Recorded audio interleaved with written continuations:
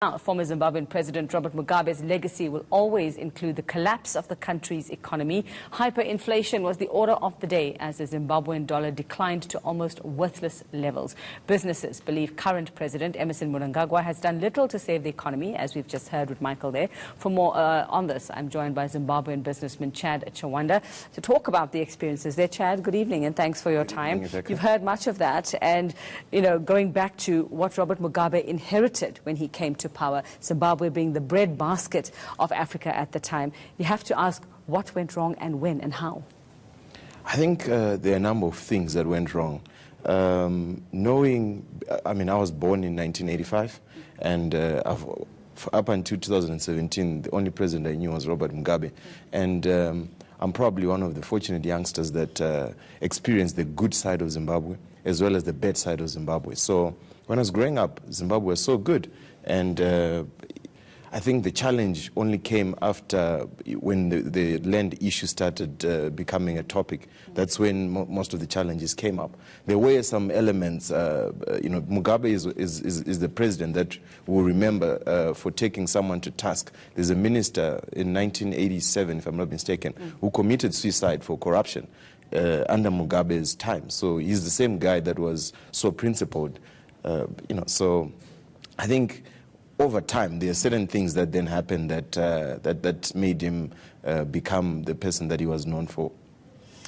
I mean, you speak about just, or many people speak about bad decisions. They speak about populist policies that led to the financial ruin of Zimbabwe. One of those that is highlighted, and you spoke about land, it's one of them. The other one, the Indigenization and Economic Empowerment Act, which it said was meant to empower historically disadvantaged indigenous Zimbabweans. They were told that they had the right to take over and control foreign-owned companies. What damage did that do at the time, if you remember?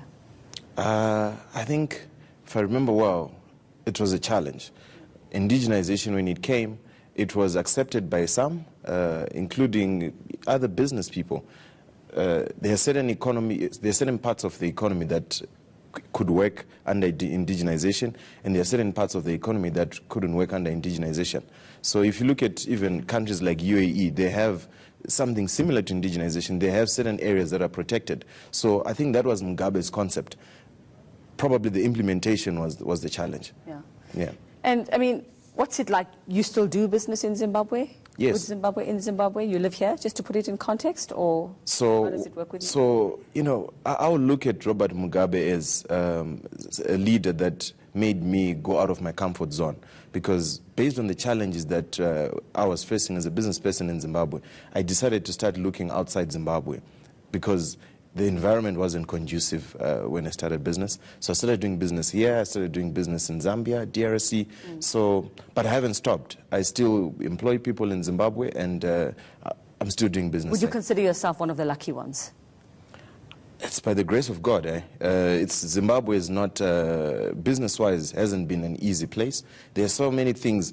I think majority of the things that I know from an economic perspective, I actually learned them from practical experience, not from a theoretical experience. So it hasn't been an easy road. What are your friends experiencing at the moment? What have they experienced, those who weren't as lucky as you were? Many have left.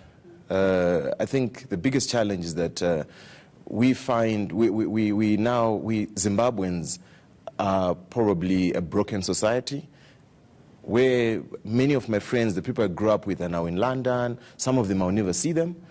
Some are here in South Africa, but they're probably in Cape Town. Some are in Zambia. The Zimbabweans are all over now, because of the economic challenges.